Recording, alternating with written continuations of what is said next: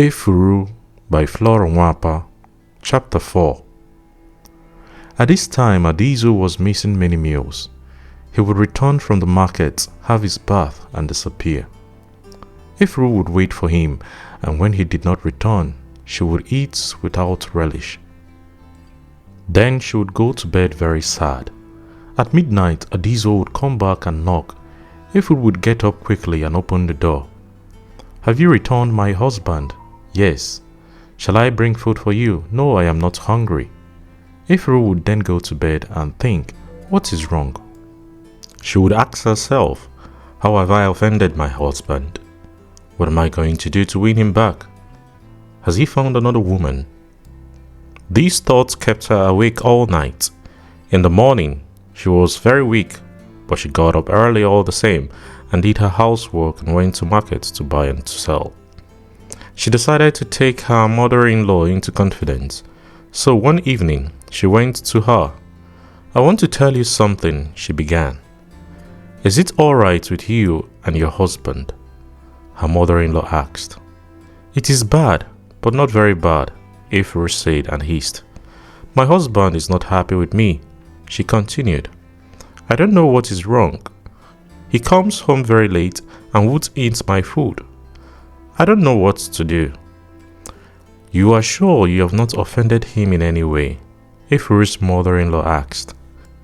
"I am sure I have not offended him in any way. I have not even quarreled with him for not eating my food. For a long time now, we have not lived as husband and wife. If he wants to marry a wife, I shall be only too happy. In fact, I have been thinking of it for some time, for I have not had a second baby, and now I wonder whether a second one will ever come. Peace. Don't wish yourself evil. Our ancestors will not allow this. I am sorry about what you have told me. I have not noticed anything. I shall see my son tonight." When Efuru went away, her mother-in-law was very sorrowful. The son of a gorilla must dance like the father gorilla. Our elders were quite right when they said this. Adizua is every inch like his father. God, please don't let him be like his father. Efuru is such a beautiful and good wife. How she agreed to marry him is what I cannot understand. If Efuru leaves, that will be the end of me. I cease to live the day Efuru leaves my son. Adizua returned from the market, had his bath quickly and went out. He said nothing to anybody. His mother waited for him to come back, and when it was midnight and there was no sign of him, she went to sleep. But she could not sleep. She thought about her son and what would become of her if Efuru left him. When the cock crew, she went to Efuru's door and knocked. "Did he return?" she asked. "Oh, it is you, Omeifako." Efuru greeted her mother-in-law. "Oh, my daughter, Nwanonako. Did he return last night?" Osai asked again. "You mean Adizua, my husband?" And she laughed, but without mirth. "My husband did not return last night. I waited till about midnight, and when I did not see him, I went to bed, but I did not sleep a wink." "Has he been doing this for long?" "He had been doing this for weeks now. What beats me is that I have not offended him. If I had offended him, I would render an apology easily." "Have patience, my daughter. Don't be in a hurry. Everything will be all right. Don't mind my son. It is only youth that is worrying him and nothing else. He will soon realize what a fool he has been and will come crawling to you. Look after your daughter and your trade. Your husband will come back to you after all his wanderings. Men are always like that." Efuru took her mother-in-law's advice. She went about her business cheerfully, but many nights her husband was not home and most of his meals were not eaten. So Efuru refused to cook any more meals. One night he returned and demanded his food. "I did not cook anything for you. For weeks now, you have not asked for your food, and tonight you have returned demanding your food. There is no food. I have wasted a lot of money cooking food that you never ate. I want my food tonight. Adizua said quietly and went to his room. Efuru went to the kitchen and prepared something for her husband. When it was ready, Adizua was called, and when there was no reply from his room, Ogia was sent. The room was empty. Efuru left the food on a tray and went to bed. That night, Efuru did not sleep. She relived all her life from the time her mother died to the day she ran away from her father's house to Adizua's house. She thought of the tactful way in which she handled her relatives sent by her father to persuade her to leave Adizua's house. She remembered the day she and her father went to the dibia and what the sage told her. And above all, she remembered the first day she felt in her womb that she was expecting Adizua's baby, and also the day she had the baby. All these were great events in her life, and she wept. When she returned from the stream in the morning, she heard some sounds in Adizua's room and knew that he was in. She went straight in. "Where did you go last night?" she asked very quietly. She was surprised to notice that despite all her anger the night before, she was quite composed and far from losing her temper. Adizua did not answer. He was busy examining a blunt knife. It was Adizua's silence and indifference that made her mad. "Don't you hear me?" She raised her voice. "Adizua, don't you hear me? Where did you go last night, and why did you get me up from bed to cook for you, only to go out before I finished cooking?" Adizua made no reply. "Adizua, are you deaf? Why don't you answer me?" Adizua was still busy examining the blunt knife. He was looking at it as if his whole life depended on the result of this examination. "You are deaf and dumb then. I wish you would continue being deaf and dumb. And I tell you, you are going to be sorry for this behavior." Efuru left the room. What can a woman do to a man who has bluntly refused to quarrel? Did Adizua do this because he wanted to avoid an early morning quarrel with his wife, or did he do it because his wife was not worth quarreling with? Efuru thought of this all day and was convinced that Adizua's indifference was not due to anything but lack of love. She said nothing more to her mother-in-law. She complained to no one, and she stopped cooking for her husband, and her husband in turn did not notice that his wife had stopped cooking for him.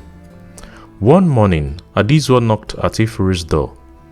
It had been a long time since he knocked at his wife's door so early. "I am going to Ndoni this morning," Adizua said indifferently. "I hear groundnuts are profitable now." "Really?" Efuru said. "Go well and buy things for us." Adizua left the room. In about an hour he was gone. He did not even say anything to his mother. When Adizua left the room, Efuru sat down on her bed and began to think. "Adizua is not going to Ndoni alone," she said to herself.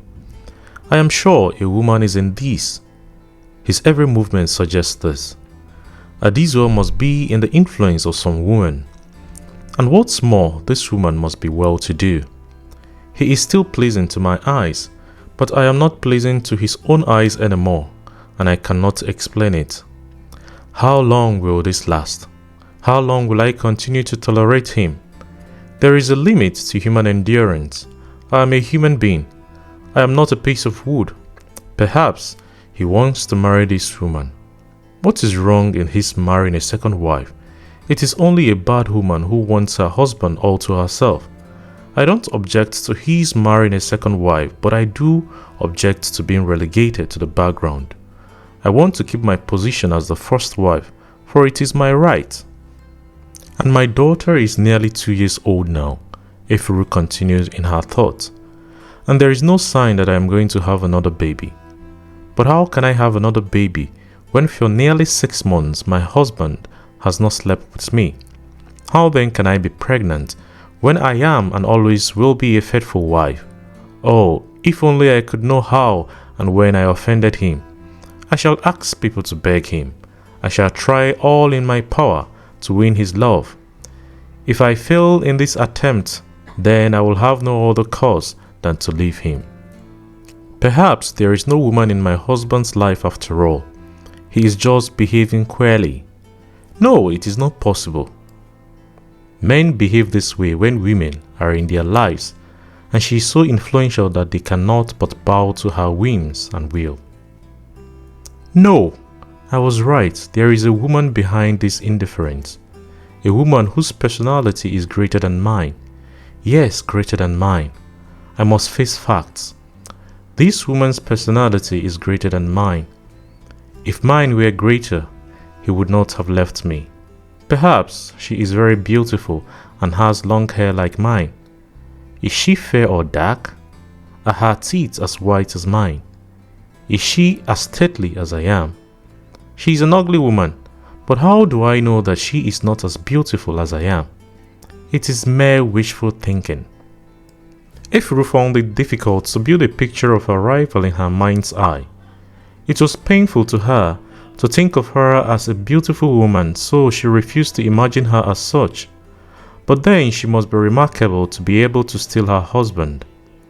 When it was time to go to the market, Efuru went. She sold her things quietly and sadly.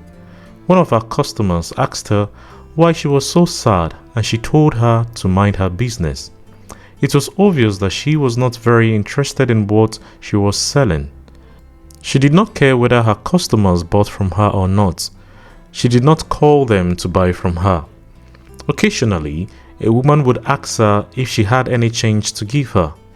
If she had some change, she would give her without saying a word. "What is the matter?" the woman would ask her. "Nothing," Efuru would reply. "But you don't look yourself today. Is Ogonim ill?" "No, Ogonim is not ill." "What is wrong then?" the woman would insist. "There is nothing wrong, believe me," Efuru would lie.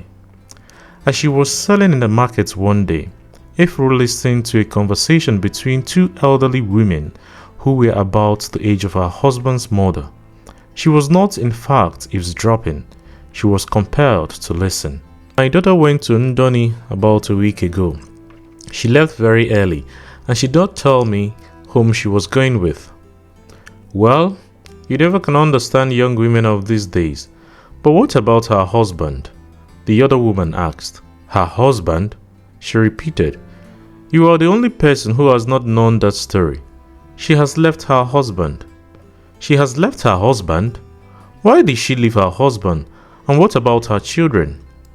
"Why she left her husband is a long story, which I cannot tell now. She had 2 children, one died and the other is with me. She's about 3 years old.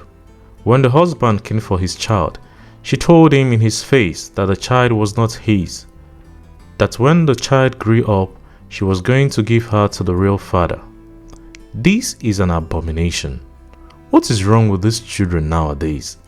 When we were young, we dared not do this. You mean that she was committing adultery in her husband's house? Oh, our poor ancestors are wronged. No wonder things are not smooth for us. And what did your husband say to her?" "He threatened to kill her, and she ran away and hid in a friend's house. She is a bad daughter, my friend. She is a bad daughter. She won't listen to me. She won't listen to anybody. I am fed up with her. She simply brought her daughter to me the morning she was leaving for Ndoni without making adequate provision for her. The child's body is full of yours. Yesterday I took her to the stream and scrubbed it with a sponge. She cried and called me all sorts of names. And you say that she has gone to Ndoni. When is she coming back? How do I know? She did not tell me. You do not even know whom she had gone with. No, I don't know." Efuru listened to this conversation attentively. This must be the woman who went with Adizua to Ndoni. She found this impossible not to believe. Who is this woman? Efuru began to think again. Adizua must have been seeing her for a long time, and both have gone to trade together. I am now certain that Adizua left me for another woman. What are Adizua's plans about this woman? Does he intend to marry her, or are they only friends? But why is he so secretive about it?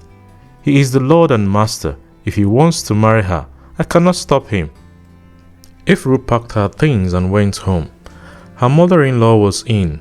Ogonim and Ogie were in also. She picked Ogonim up and wiped her face. "How are you, my daughter?" she asked her. And the little one showed her 8 white teeth and was busy pulling at Efuru's booba to breastfeed. "I must be serious about winning you, mother. How am I going to stop her?" Efuru turned to her mother-in-law. "I don't think she has had enough. If I were you, I will continue to give her for another month or 2. It is only at night that she breastfeeds, so let her have it for another month or 2. "All right, mother." Efuru went about her business normally. She did not appear sorrowful as she was a day or 2 ago. When she had tidied her room and had given Ogonim and Ogie what she bought for them from the market, she took her water pot. As she was about to place it on her head, she heard Ajanupu's voice. "Osai, are you in?" Ajanupu asked in a most unfriendly manner. "Yes, I am in," Osai replied. "Is that you, Ajanupu? Come in, Ndenu." "Omeifako," Ajanupu greeted her sister. "Is Efuru in?" "She is in." "Ajanupu Idenu, welcome. I am in. I heard your voice. How are you, my daughter? Is everything well with you, my daughter, and Ogonim? Is she well?" "Ogonim is well. I am trying to stop breastfeeding her." "Stop breastfeeding her? Who will feed on your breast if you stop breastfeeding her? What is wrong with you?" Ajanupu looked at Efuru for some time without talking. "Oh, what a fool I am. Are you pregnant?" "No, I am not pregnant, Ajanupu." "I thought so. If you're pregnant, I will know. Leave Ogonim to breastfeed for another month or 2 before you stop her.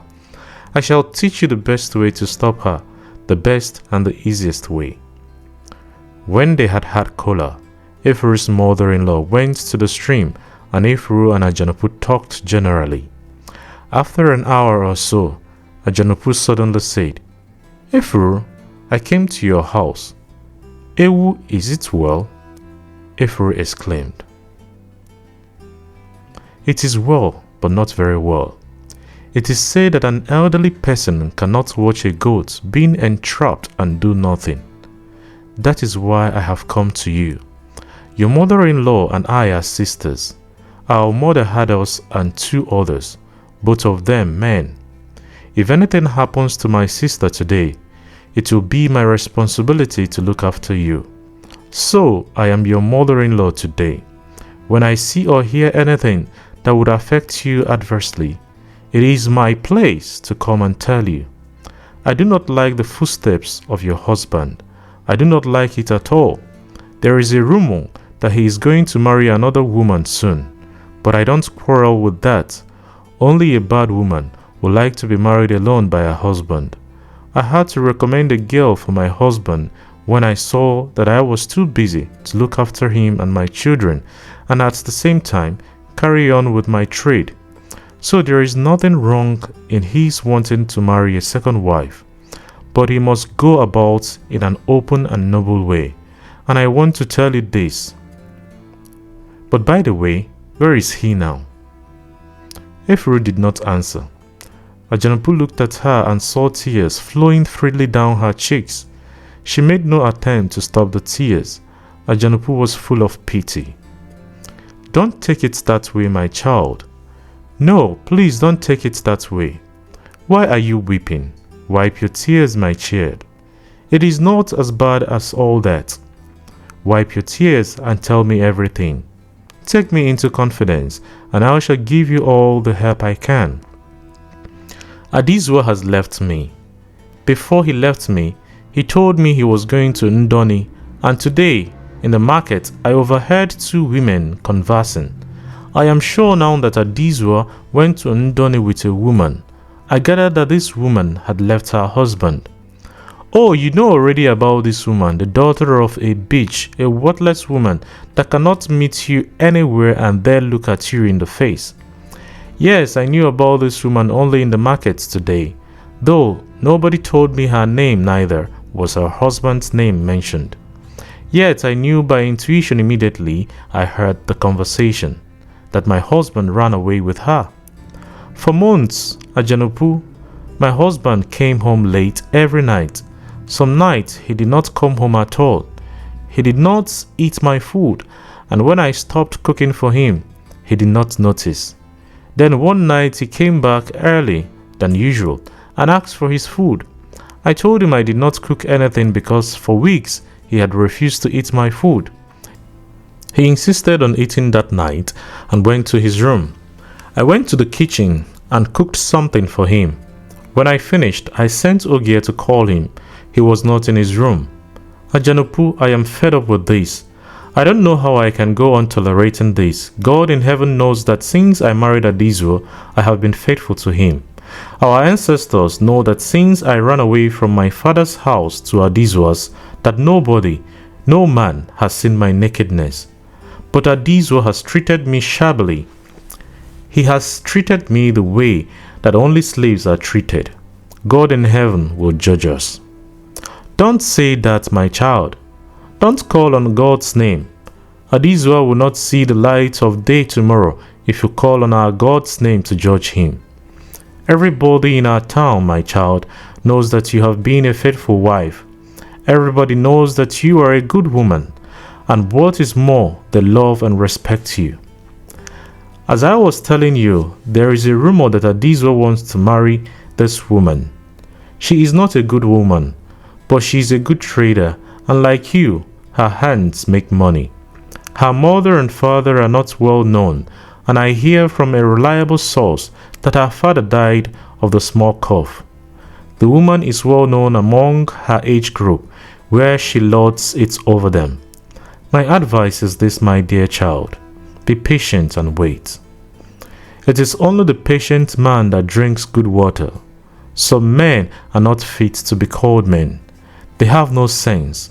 They are like dogs that do not know who feeds them. Leave Adizua with this woman. He will soon be tired of her, and you will resume your position again. This is all I have come to tell you. When Osai comes, tell her I have gone. All right then, I am going. Go well and greet your children for me. Efuru remained seated and stared into space. So that's it. All I suspected have now been proved correct. I was not just imagining things. It is true that Adizua went to Ndoni with a woman.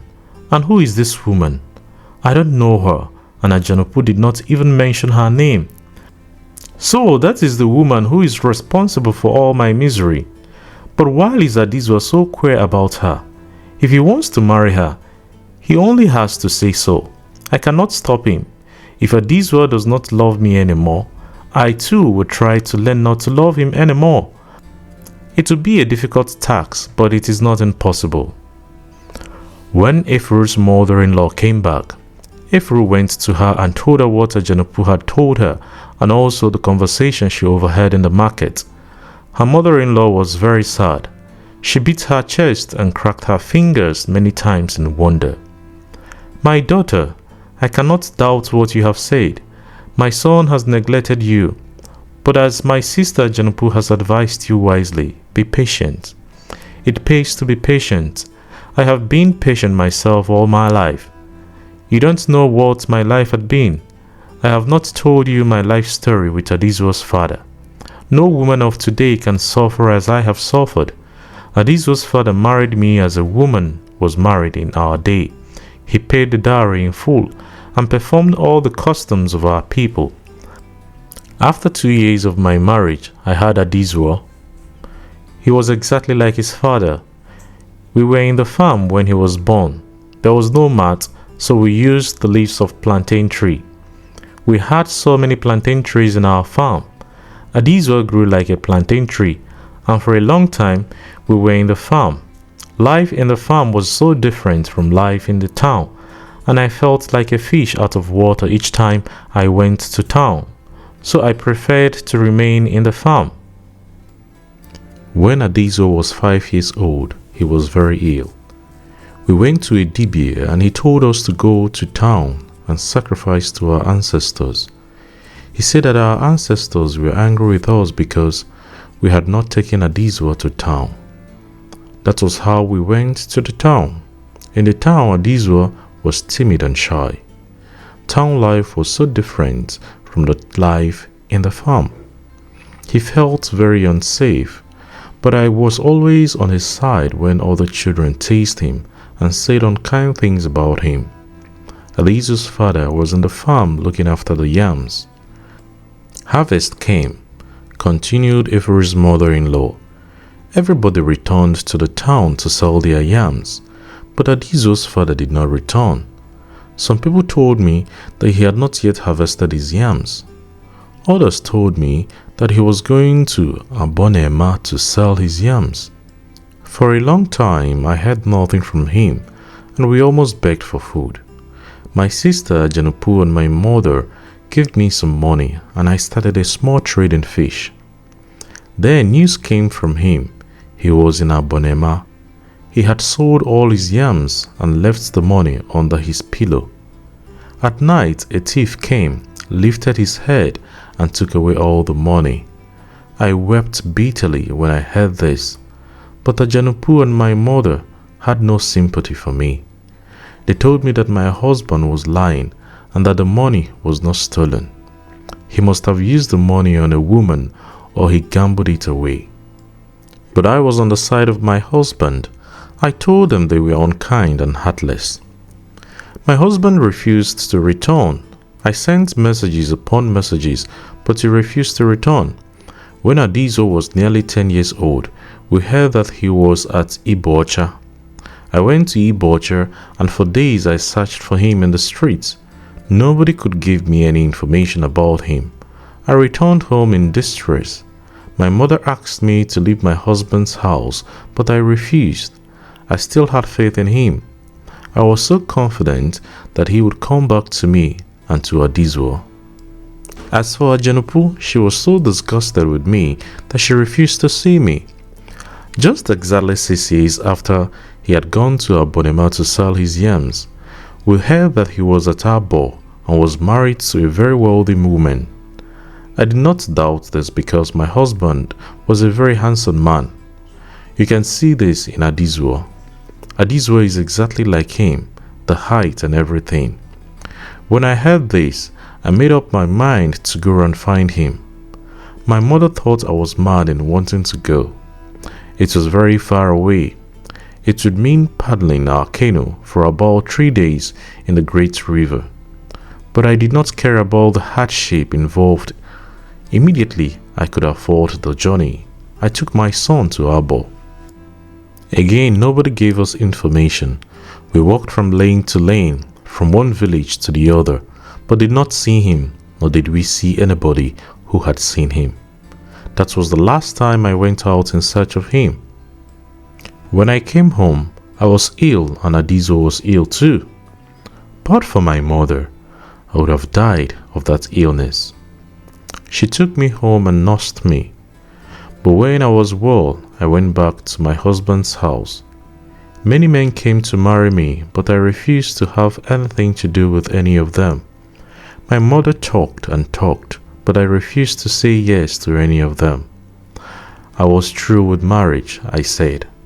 Janupu scolded me, told me I was a weakling, that I was wasting my life, but I did not heed her. 3 harvests after, my husband came home without any warning. I welcomed him. I embraced him and wept for joy. He begged me to forgive him and promised that he would be faithful to me. I took him for his word. We lived together. He could not go to the farm anymore.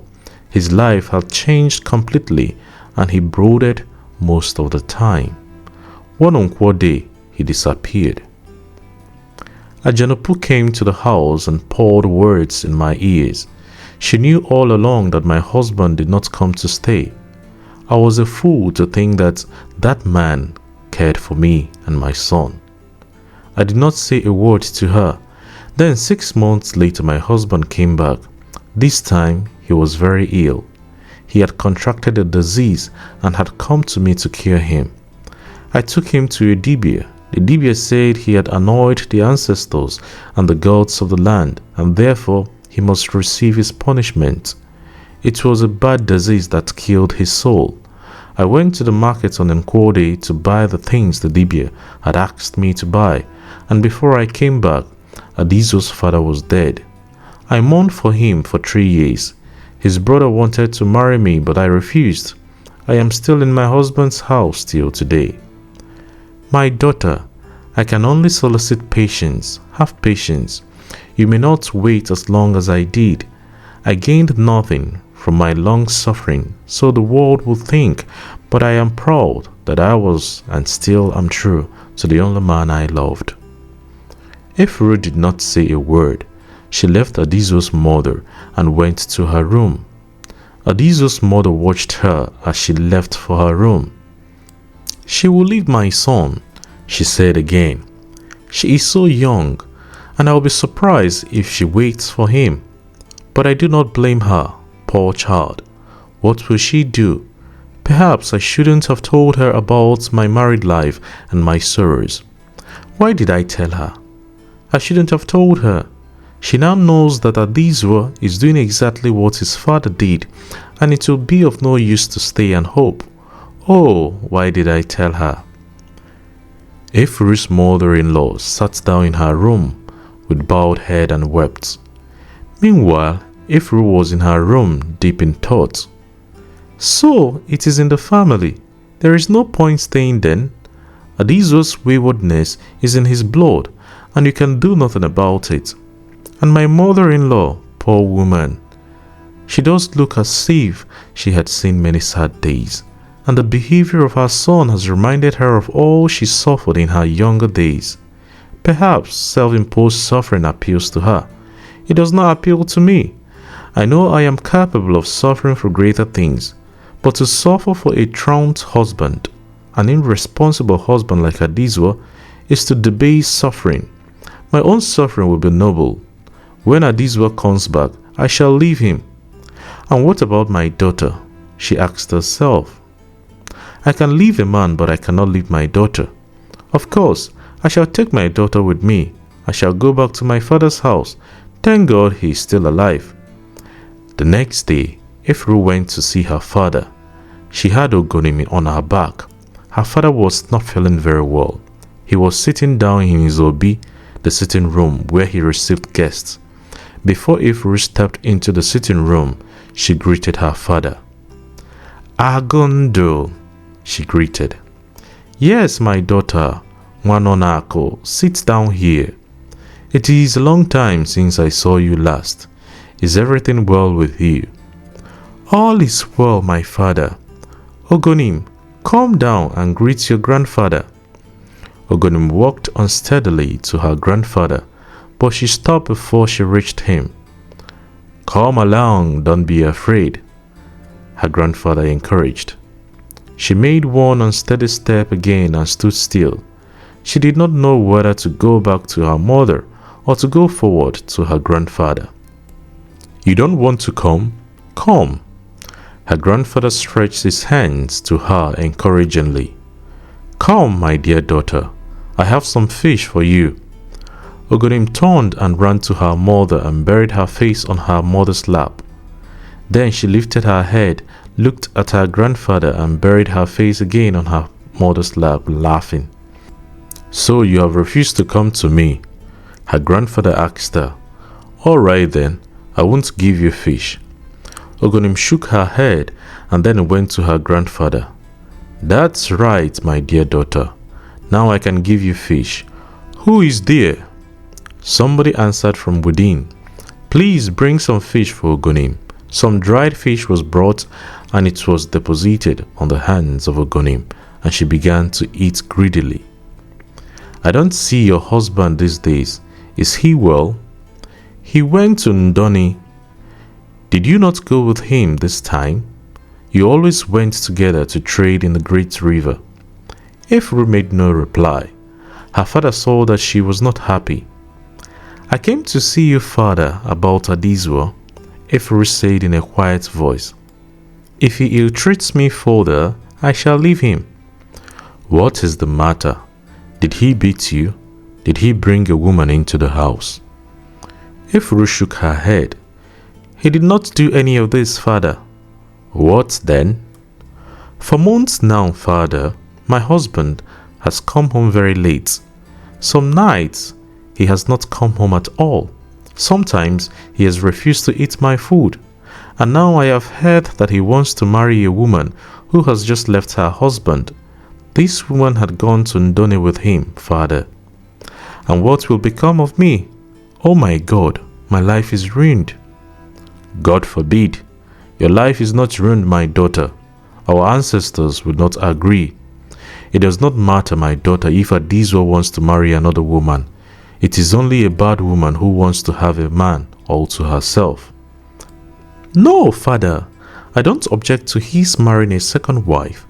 I don't object to it at all. Even before I had Ogonim, I was thinking of marrying a wife for Adizua. But our ancestors were kind enough to bless me with a daughter, and the joy of having a baby, the realization that I was not barren, filled me with happiness that I did not think of getting a wife for him anymore. But I have not abandoned the idea completely, so I don't mind if he marries another wife. But rumor has it that this woman is a bad woman. So, father, that is why I am unhappy." "I can understand, my daughter, but have patience. Wait until he returns from Ndoni. I shall see him then. Meanwhile, go home and be a good mother to your daughter." Efuru pondered this advice. She thought of a conspiracy of all these three that she had sought advice from: Ajanupu, her mother-in-law, and now her father. She did not want to disobey these people. They had been important in her life. "But when Adizua comes home," she said aloud, "it is going to be a straightforward business, cut and dried and no nonsense. Does it not occur to my mother-in-law, Ajanupu, and my father that Adizua is quite satisfied with this woman and does not want me anymore? Need I to say until he says, 'Efuru, I don't want you anymore. Return to your father's house, and when you marry again, I shall come for my dowry'? Our ancestors forbid that I should wait for a man to drive me out of his house. This is done to women who cannot stand by themselves, women who have no good homes, and not to me, the daughter of Nwashike Ogene. And besides, my face is not burnt. I am still a beautiful woman." Efuru returned from the market one day, and as usual, she picked Ogonim from the ground where she was playing and gave her things she bought for her. She saw that her body was warm.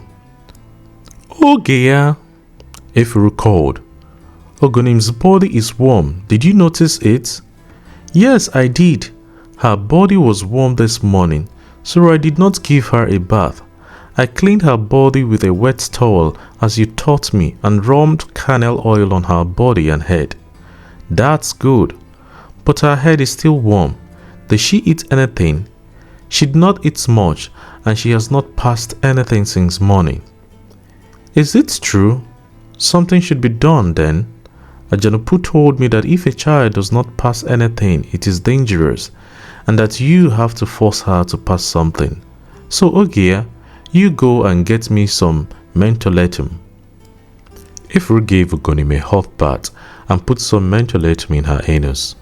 She then rubbed cannel oil all over her body, putting it in every opening of her body.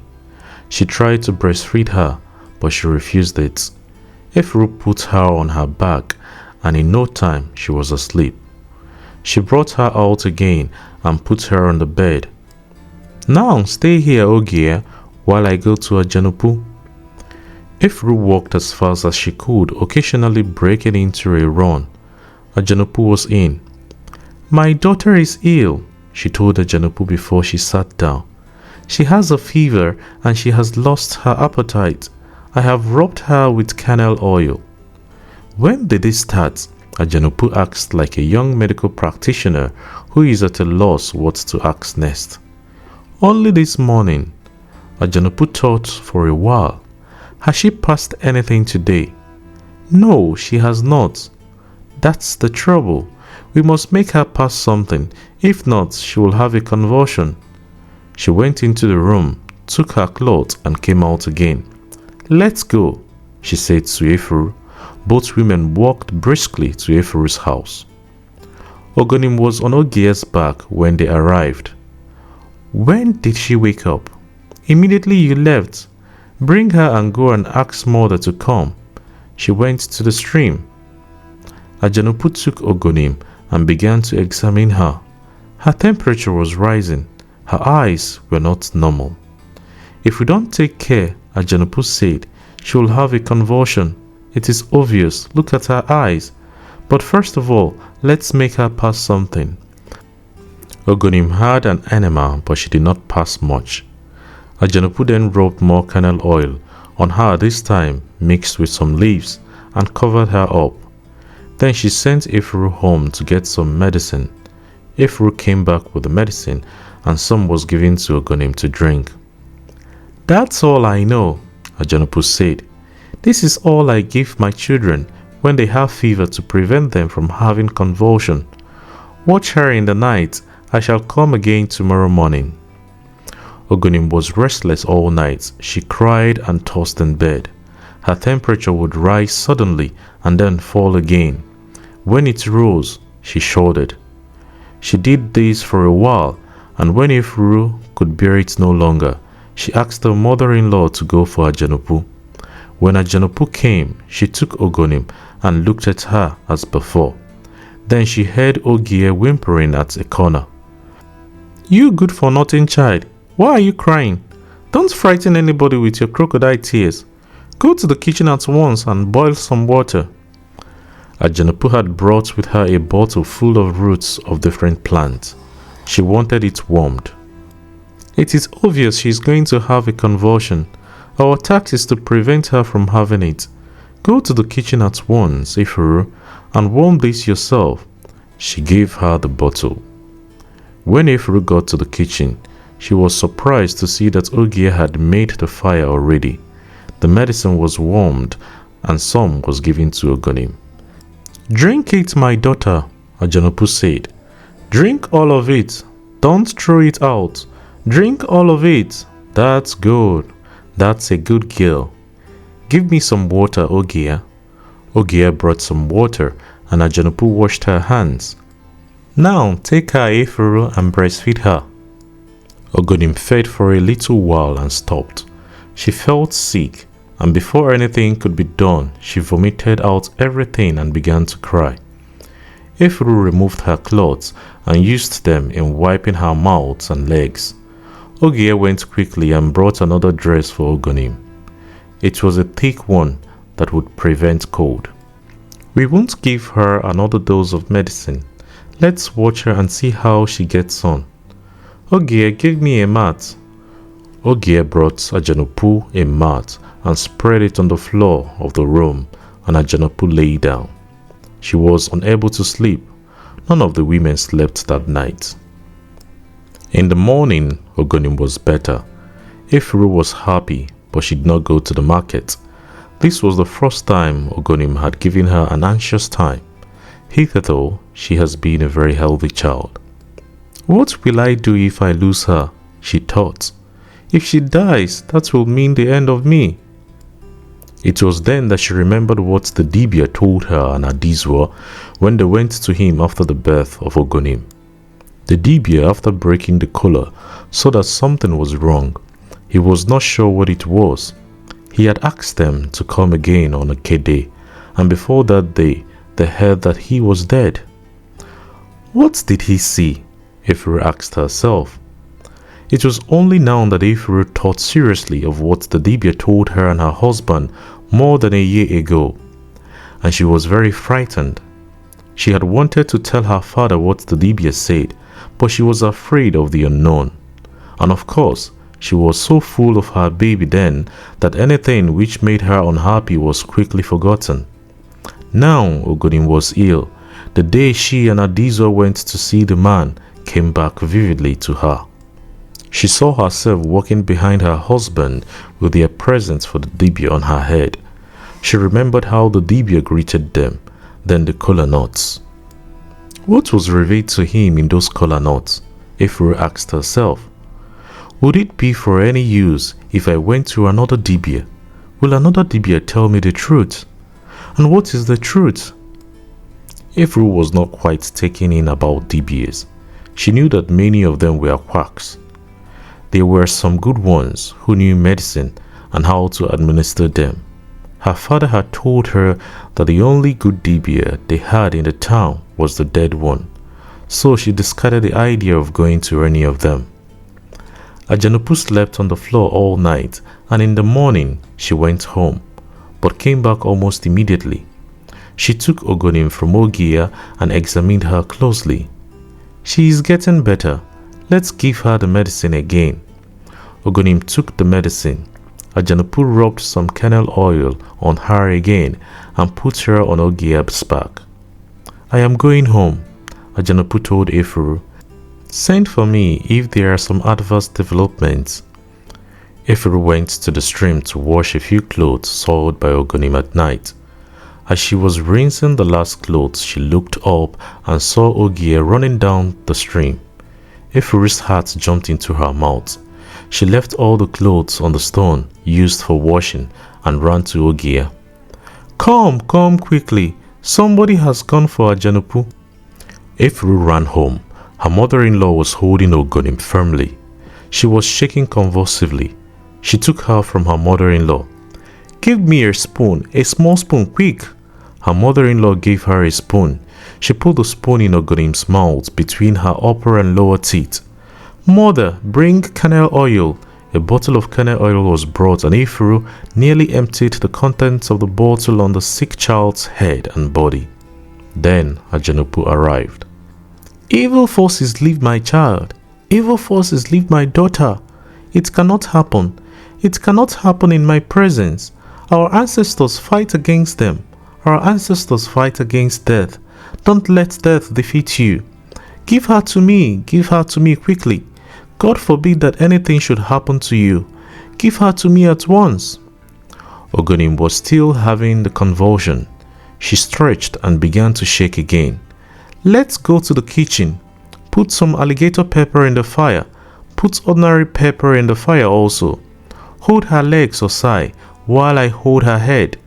Yes, over the fire, I say.